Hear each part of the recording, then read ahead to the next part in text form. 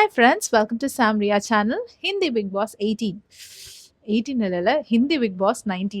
Last year நம்ம ஸ்ருதிகாக்காகவே இந்த சேனல்ல வந்து ஹிந்தி பிக் பாஸ் ரிவ்யூ பண்ணோம். இப்போ வந்து ஹிந்தி பிக் பாஸ் ரிவ்யூ பண்ண வேணான்னு தான் இருந்தேன். பட் நிறைய பேர் வந்துட்டு ஆர்வமா ஹிந்தி பிக் பாஸ் ரிவ்யூ போடுங்க அப்படின்னு சொல்லி கேட்கறதுனால நம்ம ஹிந்தி பிக் பாஸ் ரிவ்யூவை ஆரம்பிக்க போகிறோம். அண்ட் எனக்கும் வந்து கண்டென்ட் தேடுறது கஷ்டம் இல்லை பார்த்தீங்களா, கொஞ்சம் ஈஸியாக முடிஞ்சிடும். ஹிந்தி பிக் பாஸ் ரிவ்யூ போடுறதுனால நீங்கள் வந்து மற்ற ரிவ்யூஸ் எல்லாம் மற்ற வீடியோஸ்லாம் போட மாட்டீங்களா அப்படின்னு கேட்டால் அப்படி கிடையாது. எப்பவும் சேனல் எப்படி போயிட்டு இருக்கோ அதே மாதிரி தான் ஒர்க் ஆகும். கூட இந்த ஹிந்தி பிக் பாஸ் ரிவ்யூவும் சேர்ந்து வரப்போகுது.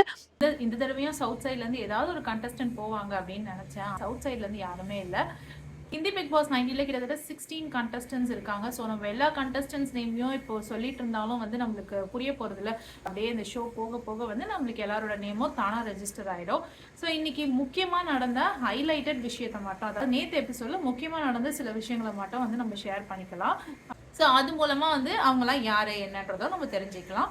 வீடியோ முழுசாக பார்த்தீங்கன்னா எபிசோட் வைஸ் என்ன நடந்ததுன்னு கிளியராக புரிஞ்சுக்கலாம். வாங்க வீடியோக்குள்ளே போகலாம். டே 1ல என்ன நடந்ததுன்னு பார்க்க போகிறோம். 16 கான்டெஸ்டன்ஸ் பிக் பாஸ் ஹவுஸில் நுழைஞ்சிருக்காங்க. உள்ள நுழைஞ்ச உடனே பிக் பாஸ் ஒரு ட்விஸ்ட் வைக்கிறாரு. எல்லாரும் வீடை பார்த்தீங்களா, அதில் முக்கியமாக பெட்ரூமை பார்த்தீங்களா அப்படின்னு கேட்குறாரு. இருங்க உங்களுக்காக பெட்ரூம் மாடலே அனுப்பி வைக்கிறேன் அப்படின்னு சொல்லிட்டு பெட்ரூம் மாடல் அனுப்பி வைக்கிறாரு. அந்த மாடலில் பார்த்தீங்கன்னா கிட்டத்தட்ட 15 பெட்ஸ் தான் இருக்கு. ஆனால் மொத்த கண்டஸ்டன்ட் 16 பீப்புள். பிக் பாஸ் சொல்றாரு, உங்களில் யாராவது ஒருத்தர் இந்த பிக் பாஸ் வீட்டுக்கு தேவையில்லை அப்படின்னு நீங்க நினைக்கிறீங்கன்னா அவங்க நேம சொல்லலாம், அவங்கள வந்து நம்ம வெளியில படுக்க வச்சிடலாம் அப்படின்னு சொல்றாரு. ஸோ ஒரு டிஸ்கஷன் போயிட்டு இருக்கும் போது மிருதுல் அப்படிங்கிற ஒரு கண்டஸ்டன்ட் இருக்காரு. ஒரு யூடியூப் இன்ஃப்ளூயன்சர், கிட்டத்தட்ட 19 மில்லியன் சப்ஸ்கிரைபர்ஸ் யூடியூப்ல மட்டும் வச்சிருக்காராம். இவருக்கு ஆல்ரெடி வெளியில ஏகப்பட்ட fan base. Comedy video, fun video, family related வீடியோவா போடுவாராம். பிக் பாஸ் டிசைட் பண்ண சொன்னோடனே ஆளுக்கு ஒரு பேரை சொல்றாங்க. அதுல மிருதுல் நேமும் செகண்ட் டைம் வருது. உடனே மிருதுல் தானாவே வாலண்டியரா எஞ்சி வந்து நின்னுட்டு, யாரும் வெளியில போய் படுக்க வேணாம், நானே வெளியில போய் படுத்துக்கிறேன், எனக்கு அது கம்ஃபர்டபுள் தான் அப்படின்னு சொல்றாரு. உடனே எல்லாரும், நீ என்ன தியாகியாக பாக்குறியா, ஃபர்ஸ்ட் ஆஃப் ஆல் நம்ம பேரை நம்மளே நாமினேட்டே பண்ணிக்க கூடாது, அதனால உன் பேரை நீ சொல்ல முடியாது அப்படின்னு சொல்றாங்க. கடைசியா ஒரு கண்டஸ்டன்ட் சொல்றாரு, உன் பேர் வர ஆரம்பிச்சிருச்சுல, பாப்போம் கடைசியா ஓட்டிங் படி நேம் வருதோ அவங்களே வெளியில போய் படுக்கட்டும், நீ உட்காருன்னு சொல்லிடுறாங்க. அதுக்கப்புறம் டிஸ்கஷனுக்கு அப்புறம் இவர் எந்திரிச்சு நின்று சொன்னதுனால நிறைய பேர் இவரோட நேமையே ஓட் பண்ணிடுறாங்க. ஸோ ஃபைனலி மிருதுல் தான் வந்து வெளியில போய் படுக்கணும்னு பிக் பாஸ் கிட்ட எல்லாரும் சொல்லிடுறாங்க. ஸோ மற்றவங்களாம் அவங்கவுங்க பெட்டை செலக்ட் பண்ண மிருதுல் மட்டும் வெளியில போயிட்டு ஒரு இடத்துல படுத்துக்கிட்டாரு. அதாவது பெட்ரூமை தவிர நீங்க எங்கனாலும் படுத்துக்கலாம் வெளியிலன்ற மாதிரி சொன்னாங்க. கோல்ட் எடுத்துட்டு ஒரு சீட்டிங் அரேஞ்ச்மெண்ட் மாதிரி இருந்தது, அந்த இடத்துல அவர் நேமை வச்சுட்டு அவர் அங்கே போய் படுத்துட்டாரு. நெக்ஸ்ட் டே மார்னிங் சாங் போட்டு டான்ஸும் ஆடி முடிச்சாச்சு. நல்ல வேலை இந்த தடவை பிக் பாஸ் சாங் கிடையாது, வேற ஏதோ சாங் போடுறாங்க, ஃபேமஸ் சாங். முடிஞ்சு ரெஃப்ரெஷ் ஆன உடனே எல்லாரும் வாங்க பழகலாம்னு சொல்லிட்டு ஒருத்தர் உட்காந்து பேசிக்கிறாங்க தங்களை பத்தி. லாஸ்ட் டைம் ஒரு 80s ஆக்ட்ரஸான ஷில்பா இருந்த மாதிரி இந்த தடவை பாத்தீங்கன்னா குனிகா அப்படின்னு ஒரு ஆக்ட்ரஸ் வந்திருக்காங்க. அவங்க கிச்சன்ல கொஞ்சம் அதிரடியா வேலை பாக்குறாங்க. அதாவது அவங்க கிச்சன் வந்து மெஸ்ஸியா இருந்தா பிடிக்காதான், அதை சொல்லிட்டே அவங்க வேலை பாக்குறாங்க. இங்க ஃபர்ஹானா அப்படிங்கிற ஒரு ஃபேமஸ் காஷ்மீரி ஆக்ட்ரஸும் கண்டஸ்டன்டா இருக்காங்க. ஸோ அவங்க ஏதோ எண்ணெய் கொட்டும் போது எண்ணெய் கீழே தெளிச்சிருச்சு போல, என்னால வந்து இதெல்லாம் தாங்கிக்கவே முடியாது, உடனே கிளீன் பண்ணுங்க அப்படின்னு இந்த குனிகா மேம் சொன்னதும் ஃபர்ஹானா இரிட்டேட் ஆகி கொஞ்சம் கத்திட்டும் போயிடுறாங்க. ஸோ இவங்க குனிகா மனசுல வந்து ஃபர்ஹானா வந்து கொஞ்சம் ஆட்டிடியூட் அப்படின்ற மாதிரி பதிஞ்சிடுது. இப்போ பிக் பாஸ் பாக்குறாரு, என்ன பெருசா சண்டை எதுவுமே வரலையே, வாங்க நீங்க எல்லாம் அசம்பிளி ரூம்குள்ள வாங்கன்னு சொல்லிட்டு எல்லாரையும் அசம்பிளி ரூம்குள்ள கூப்பிடுறாரு. இப்போ பெட் பாத்தீங்கன்னா மொத்தமா 15 தான் இருக்கு. யாராவது ஒருத்தர் வந்து எவிக்ட் ஆகியே ஆகணும், அதனால எவிக்ஷனுக்கு ஒரு ஆளை சூஸ் பண்ணுங்கன்ற மாதிரி பிக் பாஸ் சொல்லிட்டாரு. முக்கியமா மிருதுல மட்டும் கூப்பிட்டு பிக் பாஸ் சொல்றாரு, இங்க பாருப்பா, இது வந்து தியாகிக்கான ப்ரோக்ராம் கிடையாது, நீ தியாகி மாதிரி உன் பேரையே இந்த தடவை எடுத்துக்கிட்டு வீட்டை விட்டு வெளியே போகணும்னு நினைக்கிறியா, அதனால பாத்து பண்ணு அப்படின்ற மாதிரி சொல்றாரு. எல்லா கண்டஸ்டன்ஸையும் திரும்பவும் கேட்கிறாரு பிக் பாஸ், மிருதுல் நேமா இருக்கட்டுமா இல்ல நம்ம நேமா மாத்தலாமான்னு சொல்லிட்டு. உடனே எல்லாரும் சரி நம்ம நேமா மாத்திக்கலாம் அப்படின்னு சொல்றாங்க. ஸோ அப்படி ஒரு ஓட்டெடுப்பு ஹவுஸ்மேட்ஸ் இடையே நடந்ததுல ஒரு 2-3 பேர் வந்தது. அதுல அதிகமா சொல்லப்பட்ட ஒரு பேர் என்னன்னு பாத்தீங்கன்னா ஃபர்ஹானா. அதுக்கு மோஸ்ட்லி எல்லாரும் கொடுத்த ரீசன் பாத்தீங்கன்னா, ஃபர்ஹானா கிட்ட கனெக்ஷன் இல்ல, நாங்க போய் பேசணும்னு நினைச்சா கூட அவங்க எங்க கிட்ட பேச விரும்புறது இல்ல, அவங்களுக்கு டாஸ்க் எல்லாம் கூட சரியா புரியறது இல்ல, ரொம்ப ஆட்டிடியூடாவும் ரொம்ப ரூடாவும் இருக்கிறாங்கன்றதுதான் நிறைய பேரோட ரீசனா இருந்தது. ஸோ எல்லாரும் சேர்ந்து ஃபர்ஹானா நேம் சொல்லிட்டாங்க. ஸோ பிக் பாஸ் என்ன சொல்லிட்டாருன்னா, ஃபர்ஹானா உங்க திங்ஸ் எல்லாம் பேக் பண்ணிட்டு நீங்க முக்கிய துவார் வழியா, மெயின் கேட் வெளியா எவ்வளவு சீக்கிரம் முடியுமோ அவ்வளவு சீக்கிரம் வெளியில வாங்கன்னு சொல்லிட்டாரு. ஸோ இந்த மாதிரி ஒருத்தர் வெளியில போறாங்கன்னா என்ன பண்ணுவாங்க, எல்லாரும் சேர்ந்து போய் வழி அனுப்புவாங்கல்ல. இங்க பாத்தீங்கன்னா அதெல்லாம் நடக்கவே இல்லை. ஒரே ஒரு பொண்ணு மட்டும் தான் கூட இருந்தாங்க. இந்த பொண்ணு பேர் டானியா. அவங்க மட்டும் தான் கூட எல்லாத்தையும் எடுத்து வச்சு பாய் சொல்லி அவங்கள வெளியில அனுப்புனாங்க. என்னடா இது முதல் டேலியே எவிக்ஷன் அப்படின்னு பார்த்தா அதுதான் இல்ல, ஃபர்ஹானாவை கொண்டு போய் சீக்ரெட் ரூம்ல உட்கார வைக்கிறாங்க. பிக் பாஸ் சொல்லிட்டாரு, இந்த சீக்ரெட் ரூம்ல உட்காந்து 24 ஹார்ஸ் லைவ் பார்த்து அவங்க உன்னை பத்தி என்னென்ன பேசுறாங்கன்னு நீயே வந்து கணிச்சுக்கோமா, அப்புறம் உள்ள போய் என்ன செய்யணுமோ செஞ்சுக்கோ, வச்சு செய் அப்படின்னு சொல்லிட்டாரு. ஸோ ஃபரானா சீக்ரெட் ரூம்ல இருந்து கவனிக்கிறது தெரியாது. பட் ஸ்டில் வந்து ஹவுஸ்மேட்ஸ்லாம் ஃபரானா பத்தி பேசுறாங்க. இந்த பிளாக் ட்ரெஸ் போட்ட ஒரு பொண்ணு வந்து சொல்றாங்க ஃபரானாவை பத்தி, நான் அவங்க கிட்ட போய் என்ன இன்ட்ரடியூஸ் பண்ணிக்கிட்டேன். அவங்க சொன்னாங்க உன்னை யாருன்னே எனக்கு தெரியாது அப்படின்னு சொல்லிட்டு, நீ ஃபேமஸ்ன்னு சொல்ற, ஆனா நான் உன்னோட வீடியோலாம் பெருசா பார்த்ததில்ல அப்படின்னு சொன்னாங்க. மேபி நீ பாம்பேல ஃபேமஸ் போல இருக்கு, மலேசியால உன்னை பத்தி கேள்விப்பட்டதே இல்லையேன்னு சொன்னாங்க. ரொம்ப தேங்க்ஸ் அப்படின்னு சொல்லிட்டு வந்துட்டேன் அப்படின்னு சொல்றாங்க. கௌரவங்கிற இன்னொரு கான்டெஸ்டன்ட் என்ன சொல்றாருன்னா, அவங்களுக்கா வந்து எவ்வளவு ஃபாலோவர்ஸ் இருக்காங்க, எவ்வளவு சப்ஸ்கிரைபர்ஸ் இருக்காங்க, இதை வச்சுதான் அவங்க மதிப்பாங்க, மனுஷனை மனுஷனா பார்க்கணும் அப்படின்ற மாதிரி அவர் சொல்லிட்டு இருக்காரு. அதே நேரத்துக்கு மிருதுலும் சொல்றாரு, ஆமா மனுஷங்களை முதல்ல மதிக்க தெரியணும், இப்ப பாருங்க யார் வெளியில போனது அப்படின்னு சொல்லவும் ஃபரானா வந்து அங்க நக்கலா சிரிக்கிறாங்க. அடுத்து அங்க இருந்து கட் பண்ணா கிச்சன்ல ஒரு டிராமா நடக்குது. அந்த டிராமா என்னன்னு பாத்தீங்கன்னா, பஷீர்னு ஒரு கண்டஸ்டன்ட். அந்த கண்டஸ்டன்ட் பாத்தீங்கன்னா இது ரியாலிட்டி ஷோ ரோட்ஸ் விழா, ஸ்பிளிட்ஸ் விழா இதுல எல்லாம் பார்ட்டிசிபேட் பண்ணிருக்காரு. அது மட்டும் இல்லாம actor, model, so well known person தான்.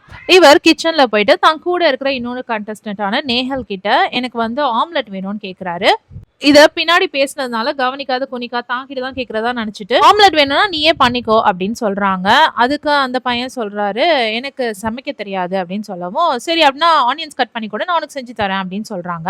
அது மட்டும் இல்லாம இந்த அரிசி பருப்பு சாதம் இருக்கே அதை யாரு சாப்பிடுவான்னு கேட்கவும், நான் அதோட முட்டை வச்சு சாப்பிடுவேன் அப்படின்னு இந்த பஷீர் சொல்றாரு.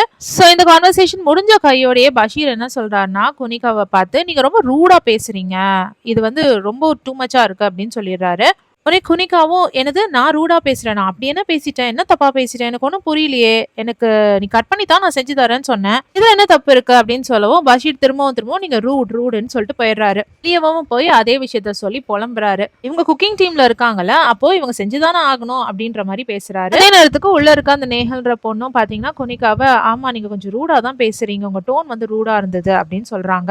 இங்க குனிகாக்கும் பஷீருக்கும் ஒரு சின்ன கிளாஷ் உண்டாகுது. இன்னொரு பக்கம் கௌரவ்ன்றவர் வந்து ஃபரானா சீக்ரெட் ரூம்ல இருக்கிறது தெரியாம அவங்கள பத்தி கிண்டல் அடிச்சு ரொம்ப பேசிக்கிட்டே இருக்காரு, கிண்டல் பண்ணிக்கிட்டே இருக்காரு. நைட்டு குனிகான்றவங்க ஒரு விஷயத்த கிளியர் பண்றாங்க.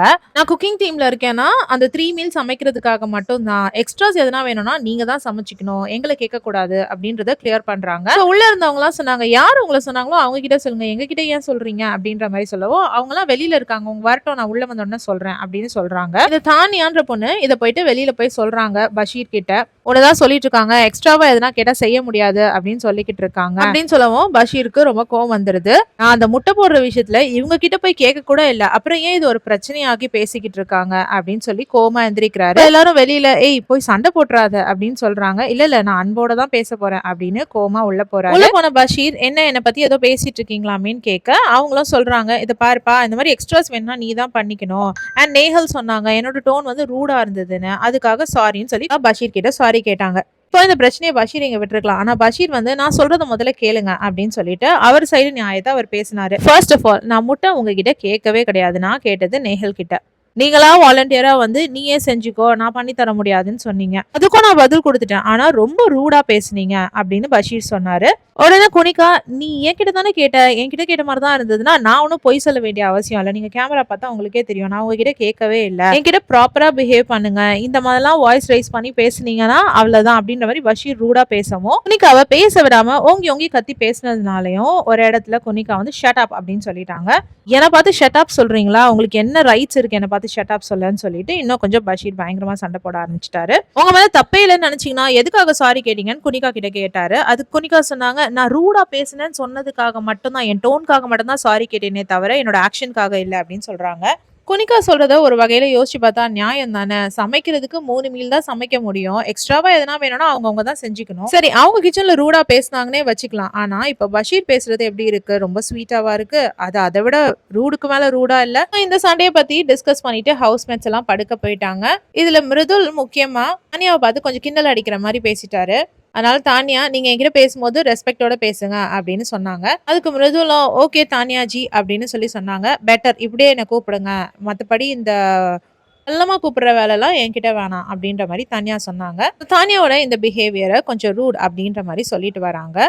ஃபர்ஸ்ட் டேலயே நிறைய பேர் வந்து இந்த தானியாவை எனக்கு பிடிக்கல அப்படின்னு சொல்றத நம்மளால பார்க்க முடியுது. ஃபைனலா பஷீர் ரொம்ப கோவமா என்ன பார்த்து ஷட் அப் சொல்றாங்க. நான் என்ன சின்ன பையனா குழந்தையா அப்படின்ற மாதிரி கோவமா பேசிட்டு வெளியில போயிட்டாரு. சோ அப்படியே டே 1 இனிதே முடிந்தது. ஒரு நாள் தான் இருக்கு. அதுக்குள்ளேயே எங்க கண்டென்ட் கிடைக்கும்னு தேடி தேடி கண்டஸ்டன்ட் சண்டை போட ஆரம்பிச்சிட்டாங்க. முக்கியமா இன்னைக்கு பஷீர் பண்ணது வந்து தேவையில்லாம ஒரு சண்டையை கிரியேட் பண்ண மாதிரி தான் இருந்தது.